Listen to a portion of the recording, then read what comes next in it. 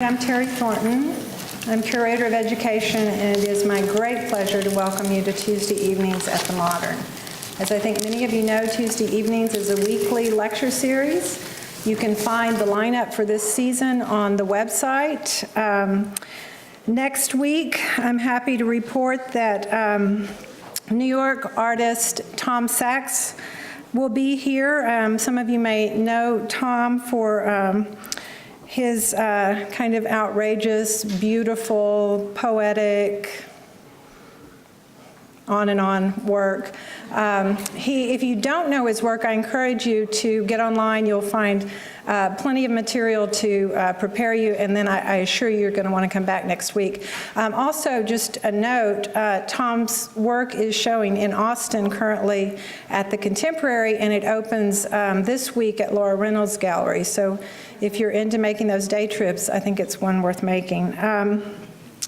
Tonight, we are so thrilled to have with us Misty Keasler and Allison V Smith, two artists known and beloved from within our own DFW art community.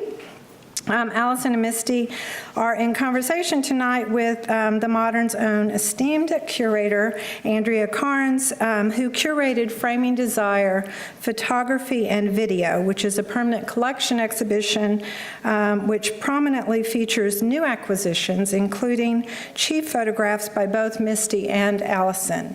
If you haven't seen the exhibition, I encourage you to do so. Tonight will be a nice primer for that. Misty Keasler's work focuses on intimate portraits of people and the spaces they occupy, with projects including orphanages in Russia, garbage and e-waste dumps in several different countries, Misty's own family, and most notably the love hotels of Japan, 5 of which the Modern is proud to now own, and all of which are the subject of Misty's first monograph published by Chronicle Books. And I'm happy to note that that book is available in the Modern store. Misty's work is included in the permanent collections of the Museum of Fine Art in Houston, the Dallas Museum of Art, the Museum of Contemporary Photography in Chicago, the Kyoto Museum of Photographic Art in Japan, the Ogden Museum of Southern Art, and of course the Modern Art Museum of Fort Worth. Misty holds an undergraduate degree from Columbia College as well as an MFA from Bard College. Allison V Smith, after graduating from SMU with a degree in journalism, worked as a photojournalist for 7 newspapers for over 15 years. However, since 2004, she has pursued fine art photography as well as freelance photography, where she has worked with prestigious clients including Texas Monthly and the New York Times. Within fine art, Allison has explored the landscape and personality of Rockport, Maine, and Marfa, Texas. And as seen in Framing Desire, the Modern has recently acquired work from the Marfa series. In addition to this I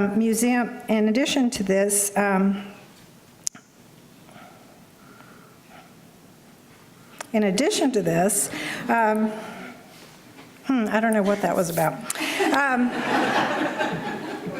In addition to nothing.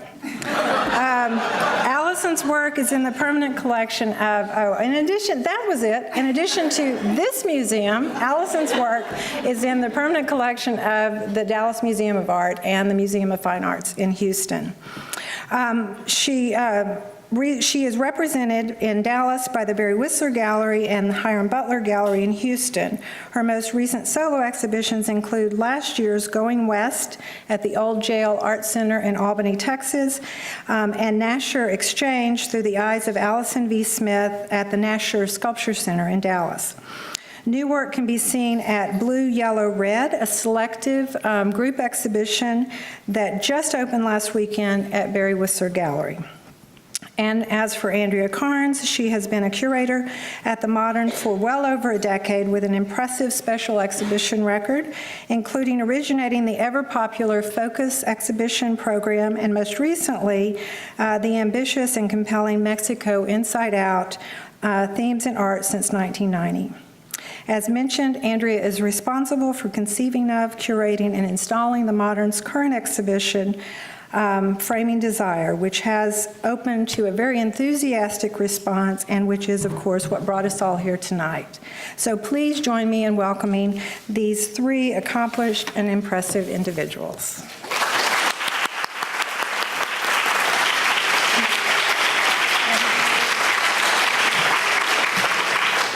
Everyone, thank you all so much for being here. I'm so glad we could reschedule because we got caught up in the ice apocalypse and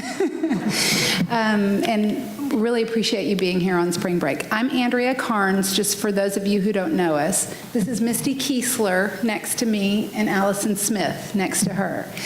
So we have a little bit of a big agenda tonight, and I'm going to try to make my part fast because I think we all really want to hear from the stars of the exhibition next to me. But Terry and I decided that I should say a little bit about the exhibition, Framing Desire, just to set it up. And then they can talk about their works in the exhibition and their works in general. So that's what we're going to do, and we're going to keep it within an hour. So here we go. So the exhibition, as Terry mentioned, is a permanent collection exhibition, and it features over 40 exhibitions. Normally, when we do a collection exhibition here at the Modern, we just call it something like Selections from the Permanent Collection, and put whatever we want in it. But since this exhibition from the collection features the unveiling of new works and focuses solely on photography and video, I thought it would be nice to give the exhibition a theme. And so that overarching theme is desire. And desire here applies to both the maker of the work and the viewer. And I sort of, in thinking about how to have this big overarching theme, thought back to the philosopher and essayist Susan Sontag, who in 1983 published a collection of her essays called On Photography, because I remembered that she said something about desire. And it's a small passage, but it resonated with me then, and I think that photographs often can incite desire. So I wanted to go back and revisit that. So basically, I'm borrowing here some from Sontag and adding my own thoughts to the mix. The idea that photography is this, it works, and video works within the language of the real. So it's basically real people, real places, real things, most of the time, is what we see in photographs. But of course, the artist brings their own subjectivity, and then the viewer brings another layer of subjectivity to those images. So it's a blurring of distinctions between documentary, allegory, and subjective narrative. And so with all of that, even though it's this realist language, at the same time, a camera, whether moving or still, is this window into fantasy, right? Because it can trigger so many emotions when you look at a photograph, from happiness to sadness to daydreamy reverie, and a number of kind of responses. It can feel nostalgic or like a memory. And so those two things combined are kind of at odds, but, basically that makes photography a portal into whatever it's a window into whatever you bring to it, and then what you see there that's in this realist language. So Susan Sontag talked about it as not only a trigger for happiness, sadness, etc., but also a trigger for the unattainable, which I think can also be called desire. And she used the examples of, in her essay, of a lover's portrait or a lover's photograph tucked away in your wallet, or a rock star poster in a teen's bedroom, or a picture of your kids on your desk. She wrote pre-iPhone, pre-crazy technology, so she didn't mention having, the wallpaper on your phone, but you get the idea. And so with that in mind, a photograph is a pseudo-presence, and it's also an absence, a reminder of absence. because you're looking at a picture to stimulate something else in you that reminds you of something else. It's a portal to another reality. This work is in the exhibition. It's by the young artist Ryan McGinley. It's called Highway, and I use it as an example of kind of a portal to another reality, or a way to incite desire. I realize that not everyone is the age I am, and I can't use a photograph that would be an example to all of us, but for me, it can be a reminder of this sort of youthful reverie, youthful rebellion, the days when I was running naked across highways. No, but it's a reminder of youth. And so it's a good example of that desire to either kind of, you can look at this and it can trigger a memory for you about your own youth. Or if you're a parent, it can say something about your children, that sort of thing. So I use that as kind of the first example of desire. So and then I also wanted to say, so Susan Sontag talked about, the lover's portrait in the wallet, et cetera, and she says that all such talismanic uses of photographs express a feeling both sentimental and implicitly magical. They are attempts to contact or lay claim to another reality. So the idea that it's another reality and the idea that it can incite desire are kind of the overarching themes for the exhibition. Within that theme of desire are three subcategories that I used, and I'm not going to make this complicated, I promise, that I used as a way of organizing the exhibition. So there are basically 6 galleries, and I divided those 6 galleries into 3 themes of 3 subcategories that I called ages, rooms, and scapes, which are basically just updated takes on the genres of portraiture, architecture, and landscape. So these traditional genres, but looked at by contemporary artists. I'm not using examples of Misty and Allison's here because they're going to talk about their work, but these are other new acquisitions that are in the exhibition. This is the work of Reneke Dijkstra, and this is from her very important Bather series. And bathers, of course, have a long history within art history. Reneke chose to photograph bathers at a certain tender age between childhood and adulthood, these teens along shorelines in Europe and America. And I think they speak to the desire in a way to move past that age. Because the poses are all this awkward mix of vulnerability and posturing and pride. It really is remarkable, this transitional moment that she captures in these works. And then in the category of rooms or architecture, here's an example. The work is by Candida Hofer, the German artist. It is a library in Florence, Italy.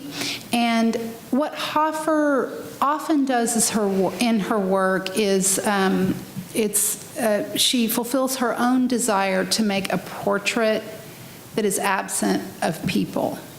So it speaks to the history of places that people are, how these rooms function. This is a room of knowledge. Obviously, it's this library in Florence with ancient manuscripts. But her wish is to not include the actual people in the images, but to speak to the history of the people who have been there. This is an example of the category of scapes or landscapes, which is the 3rd category in the exhibition. And this is a work of the German photographer Frank Teal. It is a glacier in the southernmost region of Patagonia in Argentina.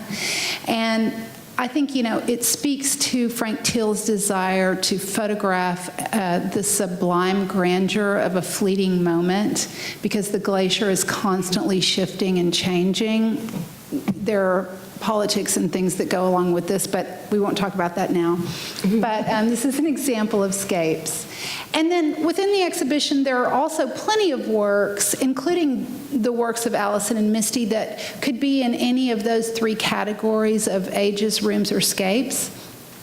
This is a work by the Icelandic artist Ragnar Kjartansson. It's a video that's in the exhibition, and it's Ragnar was fulfilling his own desire in this video to hear his favorite song played over and over again on repeat for 6 hours.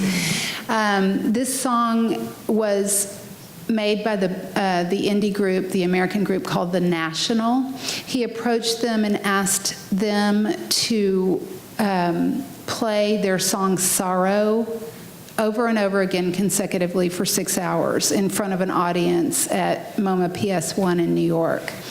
So they did it. And, you know, it's ages, obviously it has people in it, so it's a portrait of sorts. It's also a room of sorts because even though it's outdoors, it is kind of this created space for a concert. And it's also a scape. It's this nocturnal atmospheric scape.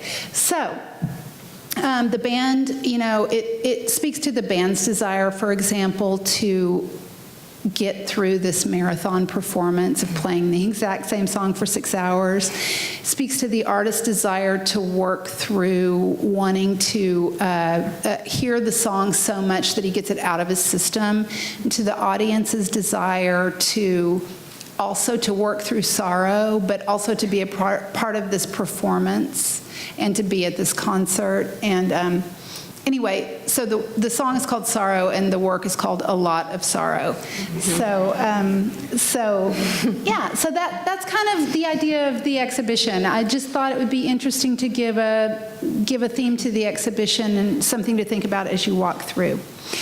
So now we're gonna stop hearing from me and start hearing from two of the artists that we are so fortunate to have here with us tonight and to have as new additions to the permanent collection. So we're going to start with Alison Smith's work, and I don't know if you all have had a chance to see the exhibition yet or not, but the works that we acquired for the Modern are from Allison's Marfa project, and I'm going to let Allison introduce those works, but I just would like to start off with a question to you, Allison. To me, the works have such a straightforwardness and a frankness about them, and Allison has also had a career in photojournalism. So I wanted to know how the idea of your fine art career and your journalistic career, photojournalistic career, intersect, or if you think they do, or how they're similar or different. Well, I think that they do intersect for sure. And starting out as a photojournalist, I think once you're a photojournalist, you're always one. You can't get it out of your system. And I actually started the Marfa project when I quit my job at the Dallas Morning News. I got in the car and drove to Marfa. And so I kind of thought I was leaving it behind, but I wasn't. You know, I was still approaching subject matter the same way. And I learned as a photojournalist about telling stories, how powerful it is to tell a story within a single image. And I think that's something I tried to get away from, but that it follows me and it keeps coming back. And I do think the importance of the story is so important to me. Mm-hmm. Telling a story, whether it's within 3 or 4 photographs or a single image, to tell a story. So I'm going to show a couple more works from this series and just ask you, you know, So Donald Judd has his compound in Marfa where these photographs were taken, or had originally his foundry and then his compound to install his art. And now it's, because Judd moved there and installed his work just the way he wanted it there, it's now an art mecca.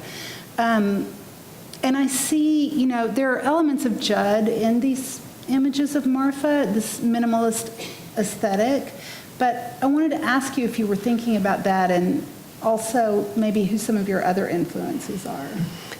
I think initially I wasn't thinking about it, but then it hit me, and I realized that it was, that I am inspired by it.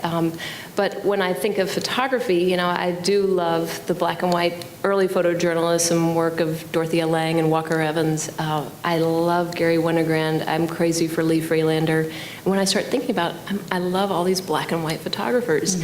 And these are, like, Lee Freelander's work is probably the most important work to me, because that's what I started looking at when I first started taking pictures. And I think I don't see it in my work, I just know it inspires me, And I think with Judd, he, in a way, he was escaping the art world, coming to Marfa, and I was escaping the photojournalism world, not to compare us at all.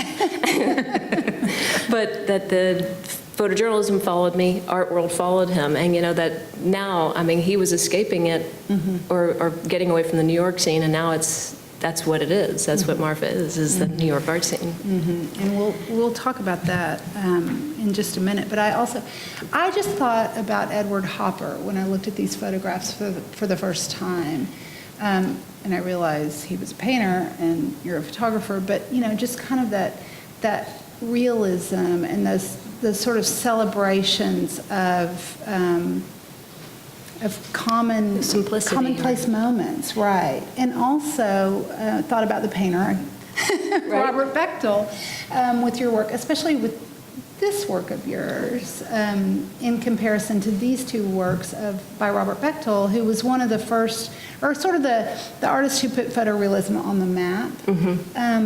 And I just wondered if you are kind of looking across the board. I know you mentioned certain photographers, but this kind of singular vision and calm composition. Well, to me, these are like Robert Adams photographs. It's that same, what we're looking at, we're making something beautiful, seeing beauty in everyday life, where I do think these are beautiful imagery. I've had people say, well, why would you photograph that ugly house? I'm like, I had never even thought it was ugly, or I saw the beauty in it. And I'm looking for light.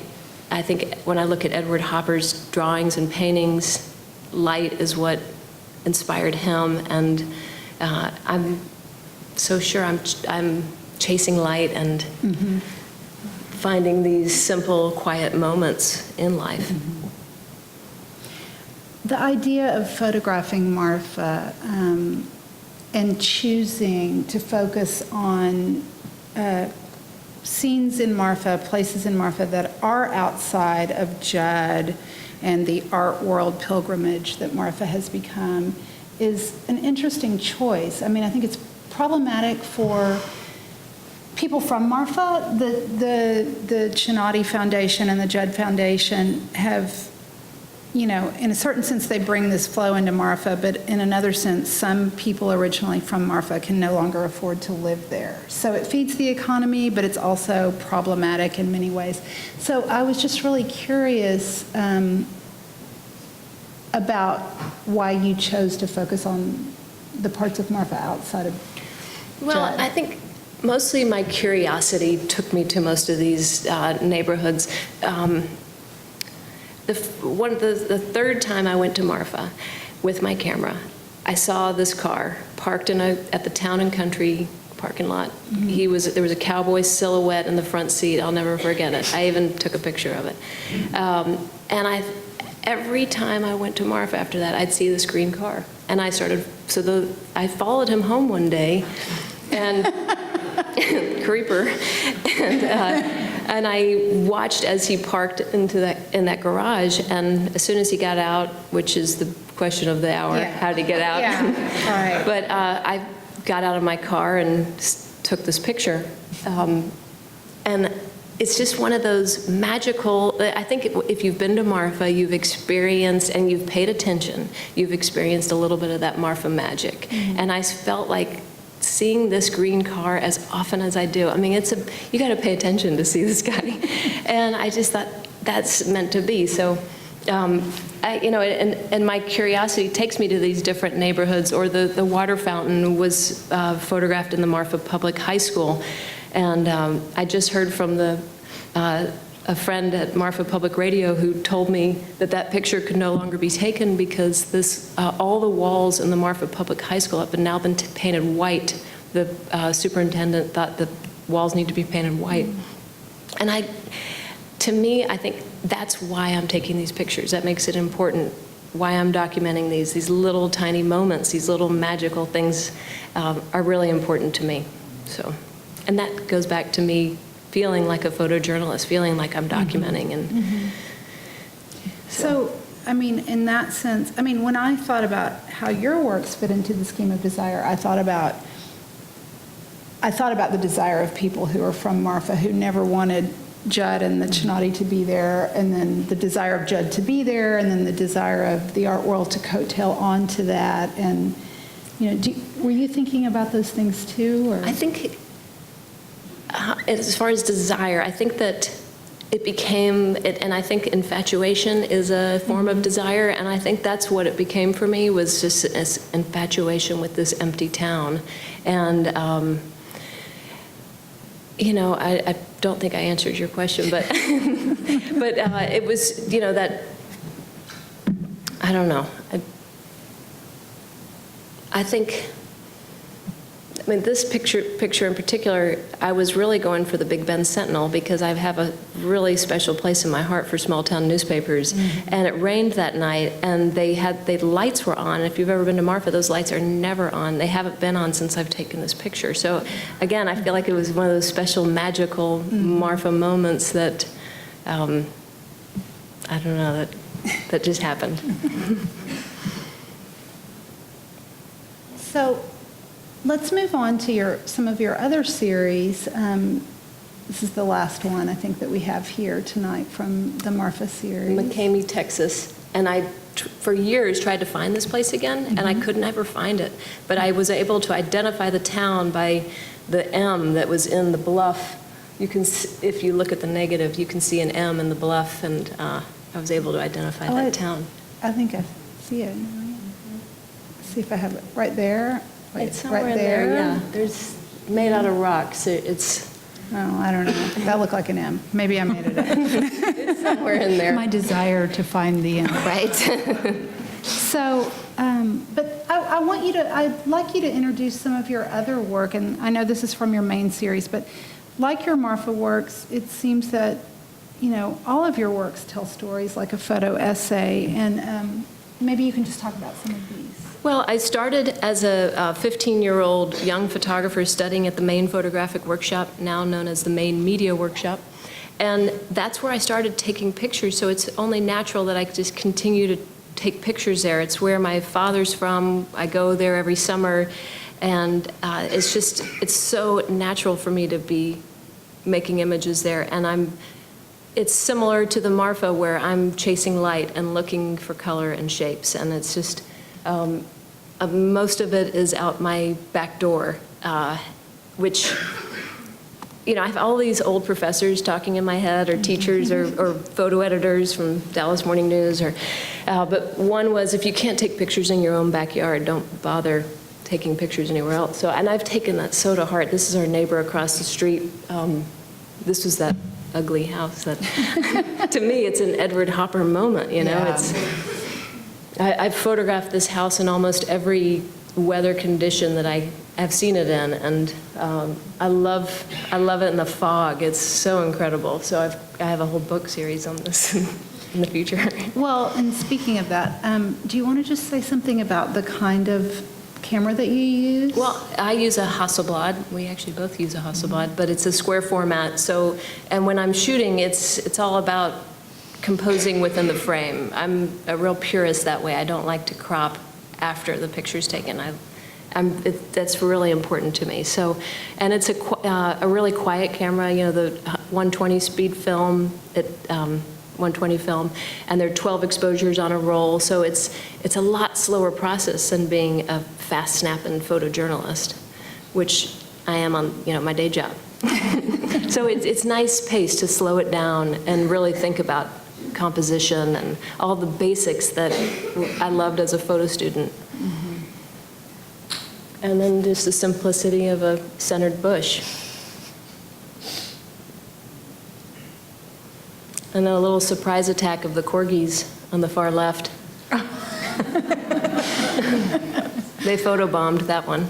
They totally did. Fortunately, their eyes are open. You know, I mean, those little things like that can destroy an image, and thank you, corgis, for looking right at me. And then the neighbor's car. That's a good one. Yeah. This is one of my favorites. And then, you know, this was a queen at the State Fair of Texas, and, you know, I do love shooting portraits, so also shot on the Hasselblad. And this summer, driving home from Maine, it's a 4-day road trip with 2 cats and a dog and a husband in the car. It's a long trip, and there's a lot of, hey, pull over, that's going to be a great shot.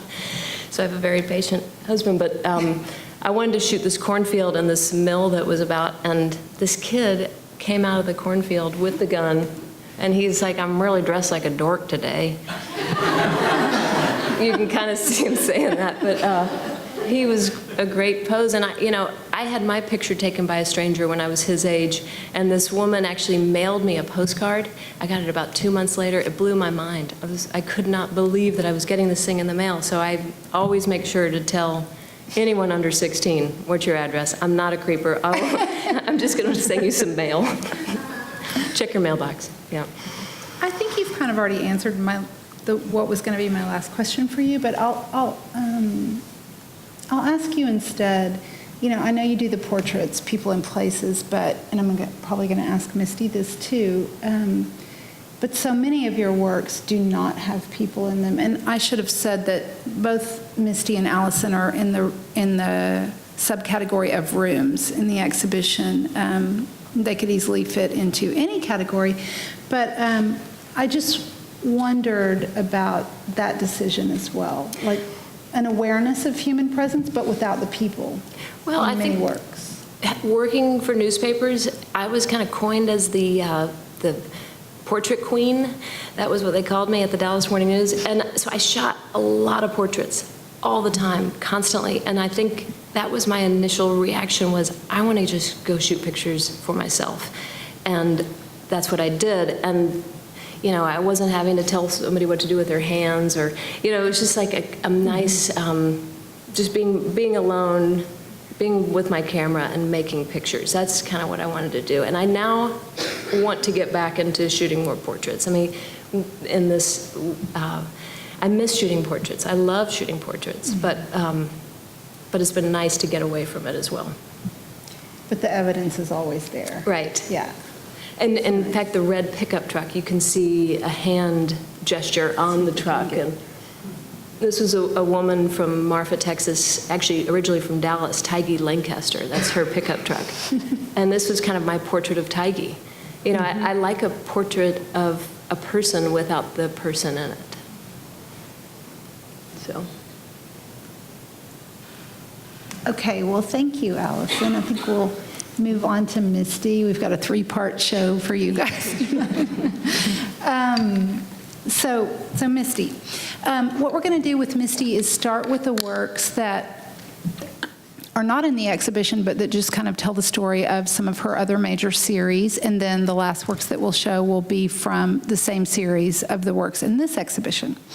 So, Misty, we're going to start with your images of orphanages, and you told me, I think the very first time we met years ago, that your mother had been involved with some work at orphanages in the past. Am I right about this? And I just wondered if that was part of your motivation. Well, you know, we actually went on our first trip together to orphanages, and it was kind of born out of that stereotypical photographer desire to travel and see the world and kind of use the camera to see things that you otherwise might not see.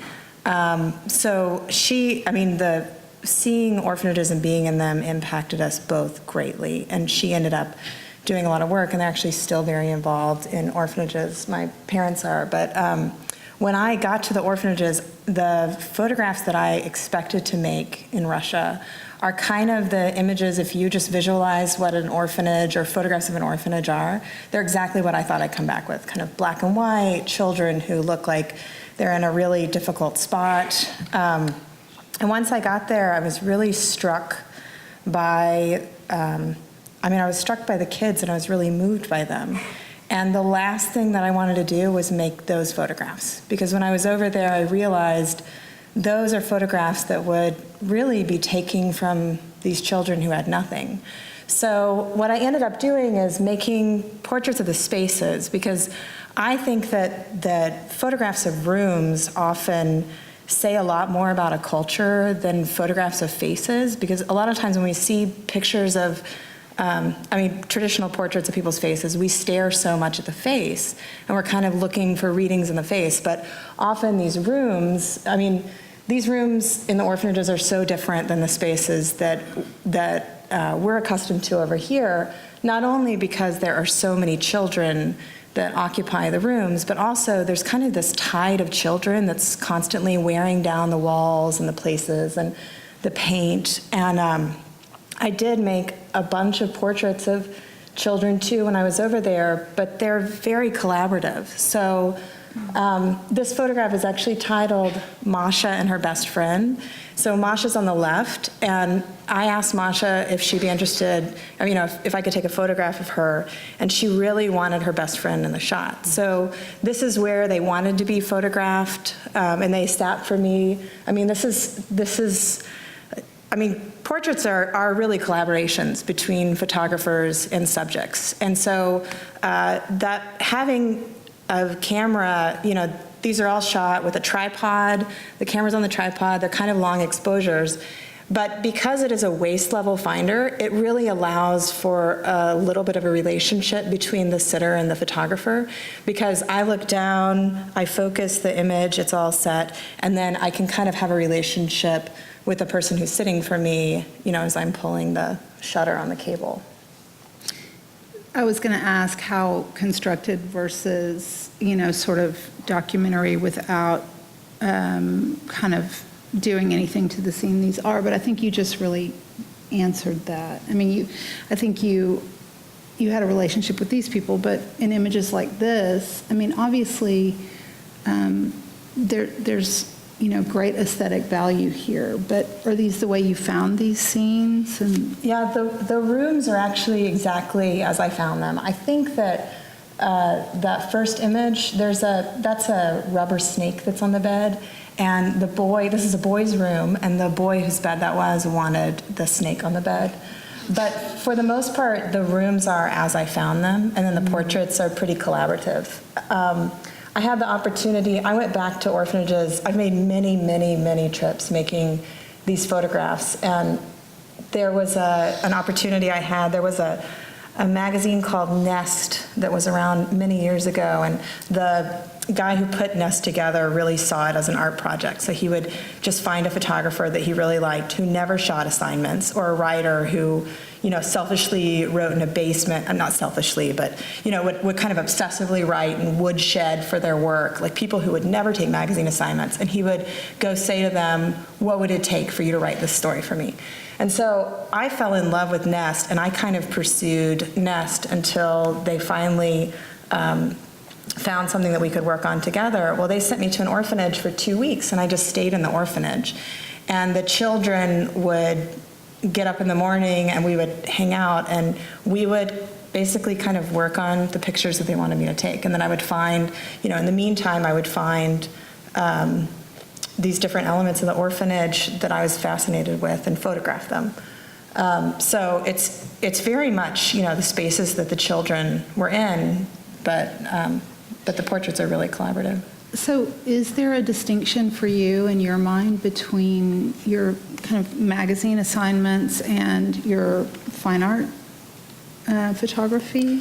Well, I've been really lucky that a lot of times they've dovetailed, and the work that I've made personally has turned into someone calling and saying, that work that you did, I know we're going to be talking about the dump work because it's further in on the slides, but I initially got a grant to go and allow me to make the work in Guatemala, and when that work was completely finished and I already had an exhibition of it, then Harper's Magazine called and said, would you consider doing the exact same thing for us, but in the Philippines?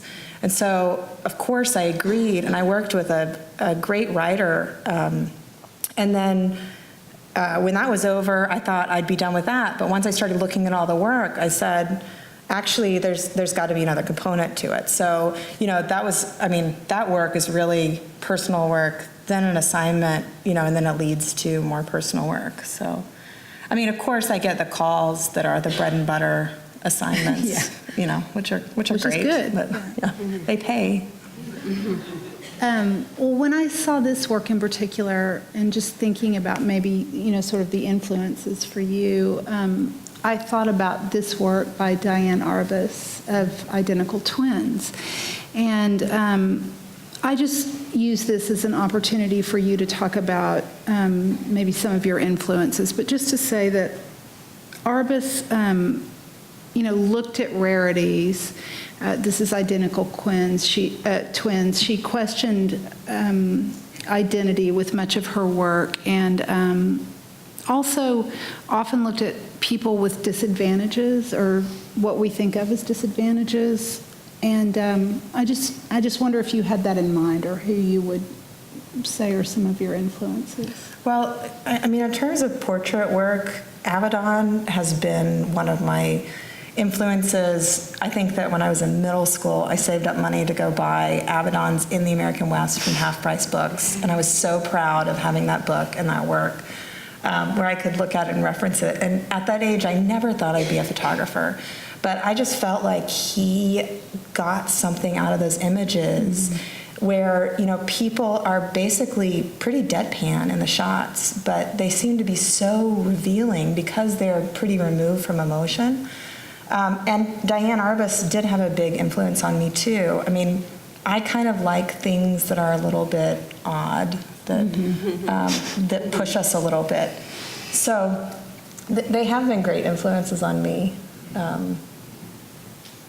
Yeah. And this is from your series of trash dump sites, right? Okay. Yeah, so this is actually from Guatemala, and when I started the work, my focus was it was the Guatemala City dump, but the focus was really on the communities that were living around the rim of the dump, and the families would go in, and they are basically the recyclers. There's no other recycling in the country, and so there's not an organized recycling. The people go in, and they make their living by choosing one material that they look for, and at the end of the day, it's weighed, and the people who are doing the recycling, the people who own these businesses to recycle plastic or recycle glass, come in and buy it from the people who have spent the day pulling it out of the garbage, and they pay them by weight.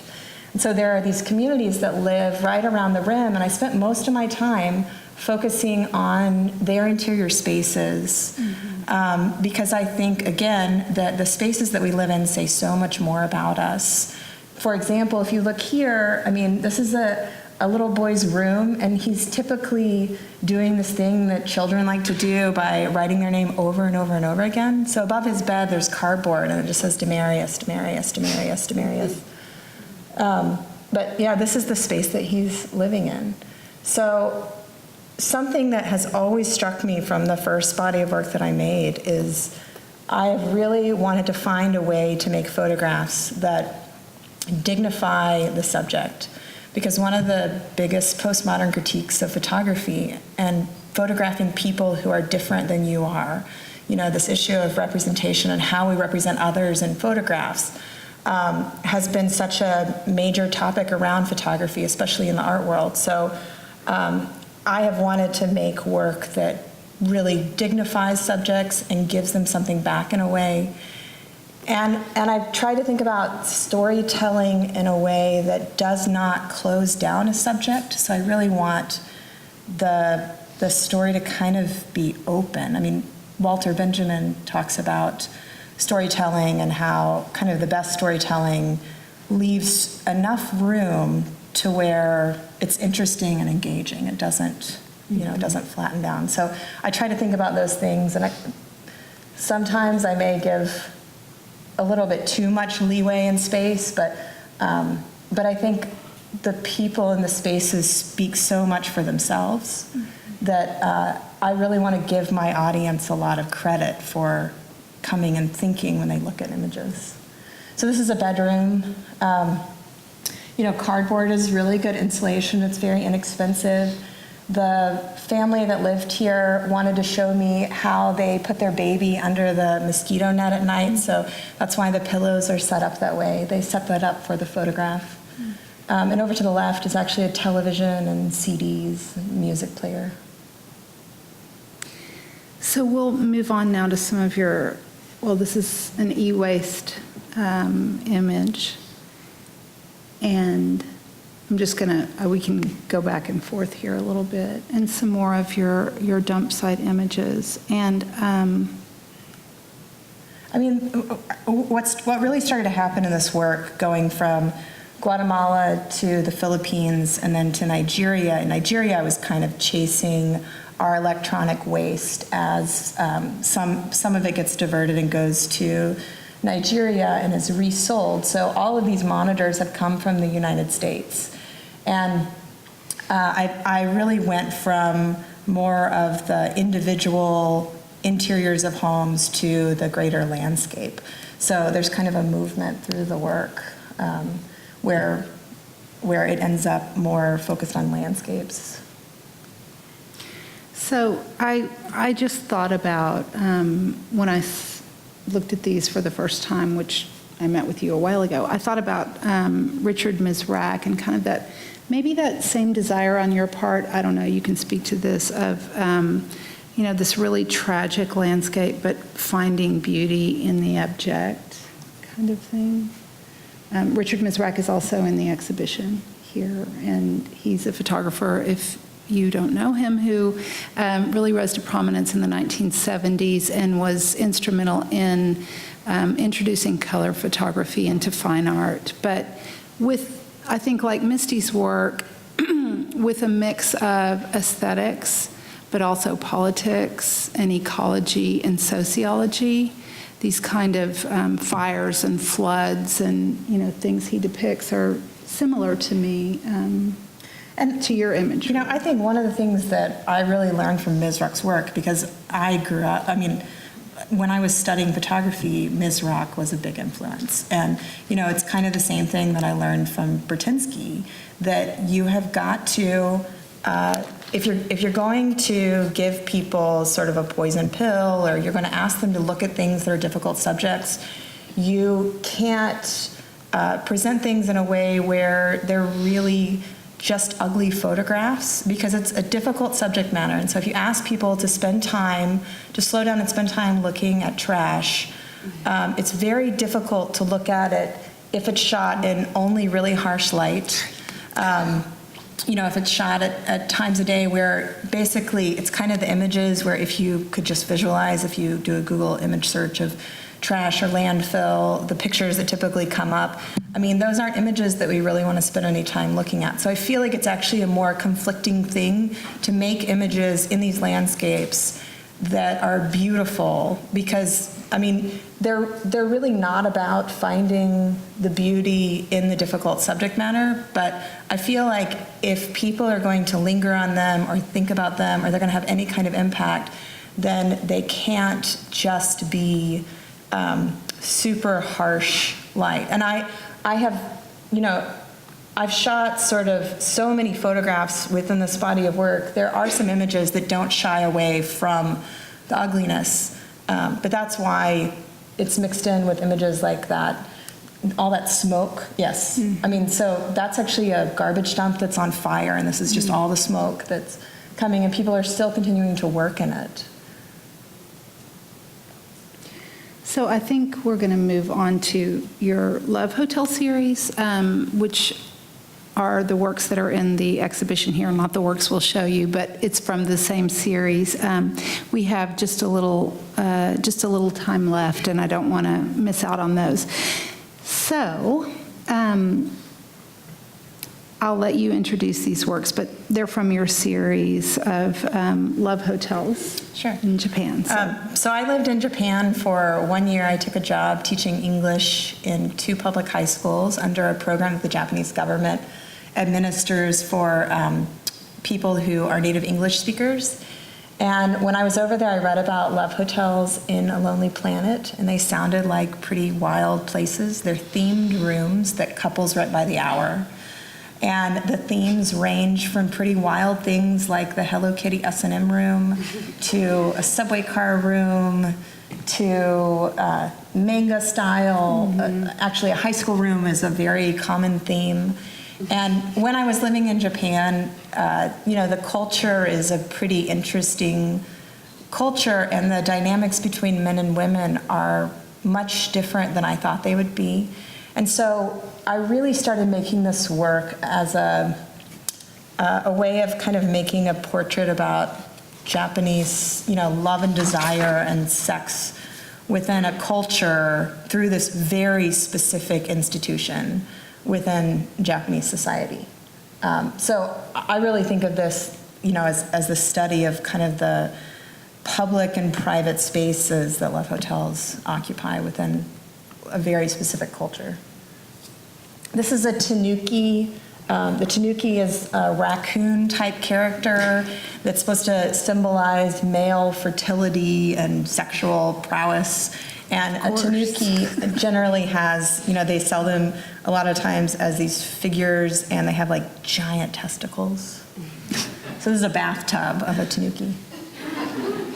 So, in terms of couched within the framework of the exhibition, these speak to the desire, sexual desire, but also the desire of these hotel owners to, I guess, guess the right fantasy or whim of potential clients.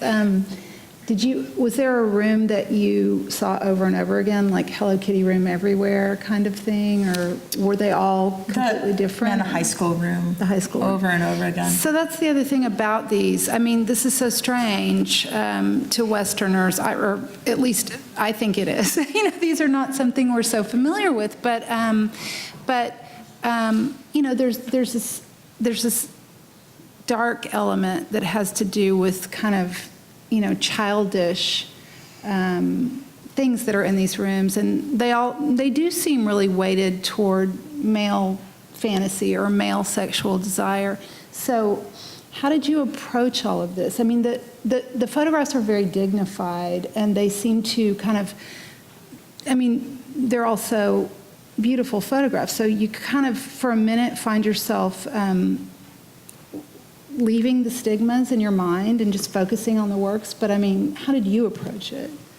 Well, they're all really bright and poppy spaces. They're lit with all these different light sources. And so because I'm using a tripod and a camera and doing long exposures, it kind of colors the film in different ways. Mm-hmm. But I think that allowing the colors to be as bright and poppy as they are and kind of oversaturated on the film kind of allows it to have these sort of two dual elements happening in the photographs. Because like in a lot of the rooms, there were toys that were potty training accessories. So, there's this what we would consider a pretty perverted idea of sex, potty training toys, so someone's either acting like a child or someone is a child.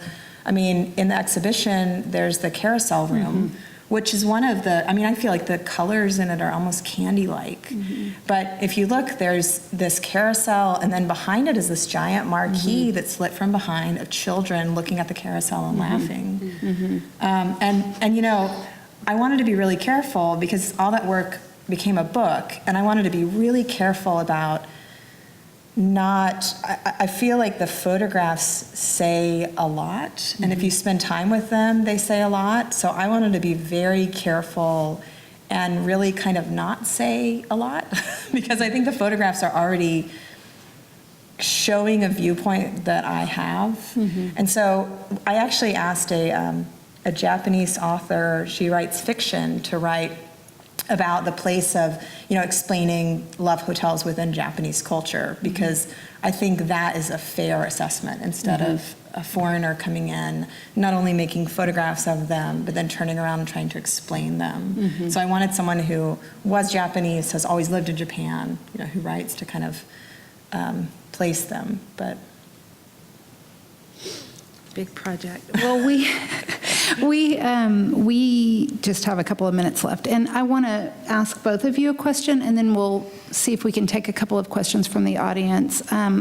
With both of your works, there are these impeccably colored photographs. Sorry, trying to get back to one of Alison's. Rooted in reality, using traditional cameras, often absent of people, but then sometimes of people. There seem to be a lot of similarities, and of course there are a lot of differences. I wondered if you could both talk a little bit about, have you noticed through the process of getting ready for this lecture and being in an exhibition together, similarities and differences, obviously differences in your works?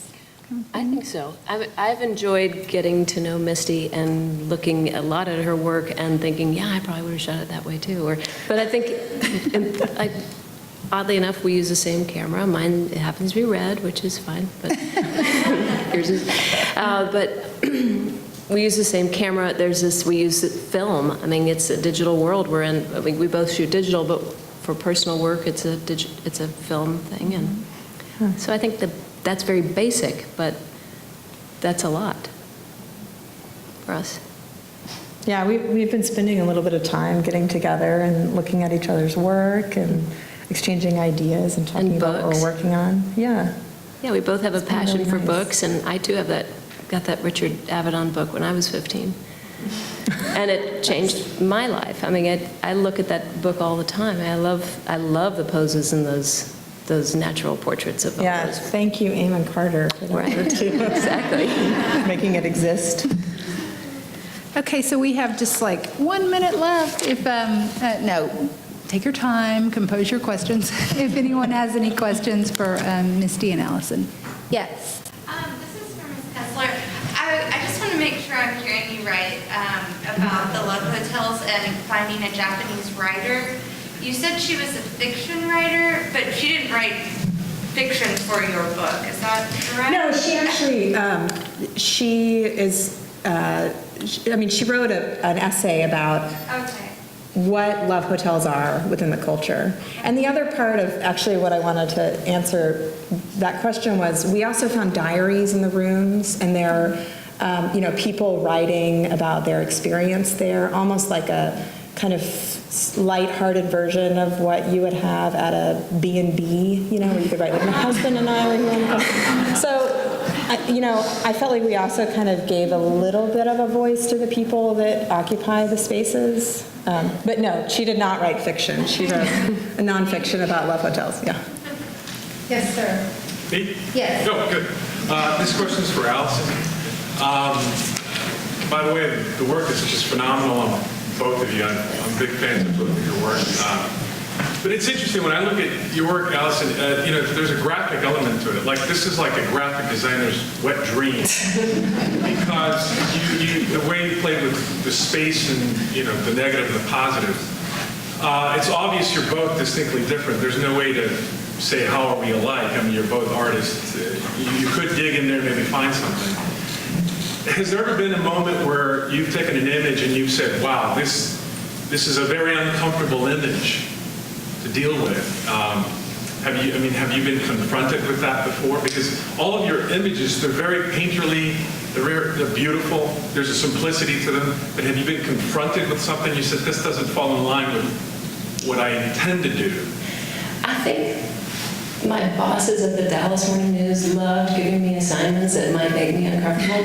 So yes, I had quite a bit of experience with that, working for newspapers, car accidents, fires, funerals. You shoot it all when you're working for newspapers. So, but there is something about having that camera to protect you, or to be that in between. But absolutely, I've encountered uncomfortable things with my camera, for sure. And as far as the designers, you know, I think you can't get away from that when, having worked for magazines and newspapers as long as I have, I am thinking about, well, where will the text go, or how will this cover a double truck page, even when I'm shooting for myself. It's almost like it's hard to turn off, thinking of that design element aspect of it. John. Allison, were you hired to go to Martha to do some portrait of Martha? Was it supposed to be, do you think their expectations were it was going to be a very positive portrait, and instead you came away with something that perhaps challenged them a little bit? Well, this was self-assigned. My first assignment to Marfa was for the Fort Worth Star-Telegram when I was a staff photographer there, and I went to photograph Martha Stewart, who was doing a big photo shoot at Chinati.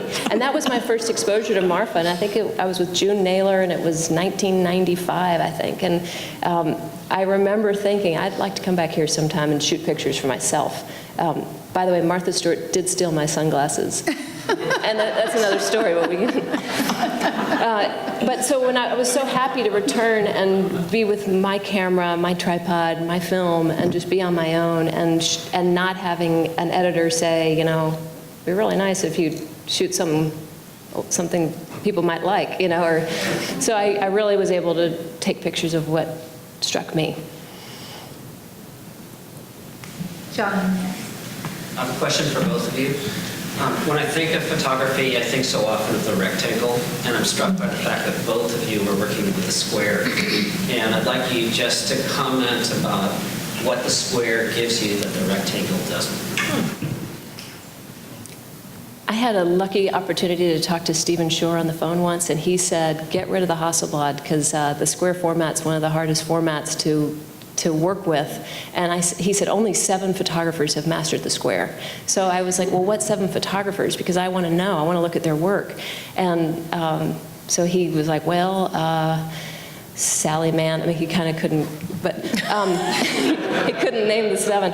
But for me, I love the square because it challenged me just to compose in a different way. I love a vertical 35 millimeter too. I mean, I kind of like challenging the way I'm seeing. I do love a vertical wide angle portrait. I mean, but absolutely, I love the square. Does make me feel like a photographer. You know, it's just like I'm composing and I'm seeing things differently. And you know, I really love the deadpan effect, and when you're talking about composition and you look at a traditional rectangle, if you were to put something in the dead center, that's kind of a compositional no-no.